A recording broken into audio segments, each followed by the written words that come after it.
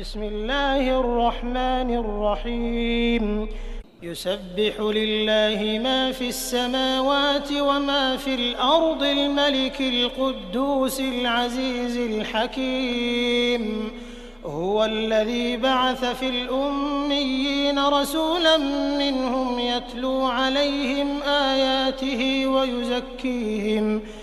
ويزكيهم ويعلمهم الكتاب والحكمة وإن كانوا من قبل لفي ضلال مبين وآخرين منهم لما يلحقوا بهم وهو العزيز الحكيم ذلك فضل الله يؤتيه من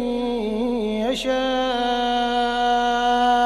والله ذو الفضل العظيم مثل الذين حملوا التوراة ثم لم يحملوها كمثل الحمار يحمل أسفارا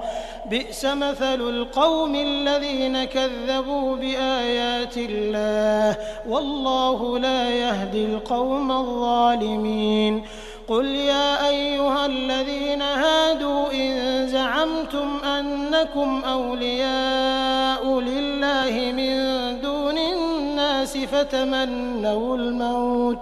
فتمنوا الموت إن كنتم صادقين ولا يتمنونه أبدا بما قدمت أيديهم والله عليم بالظالمين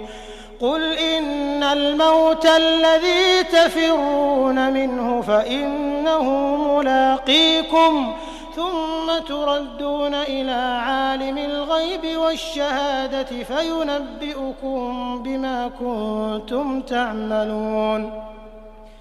يا أيها الذين آمنوا إذا نودي للصلاة من يوم الجمعة فاسعوا إلى ذكر الله وذروا البيع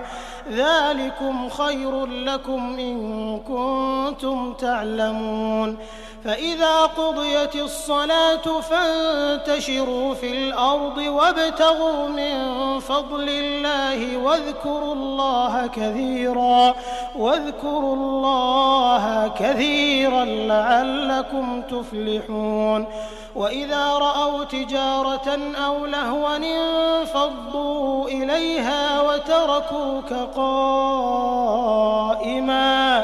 قل ما عند الله خير من اللهو ومن التجارة والله خير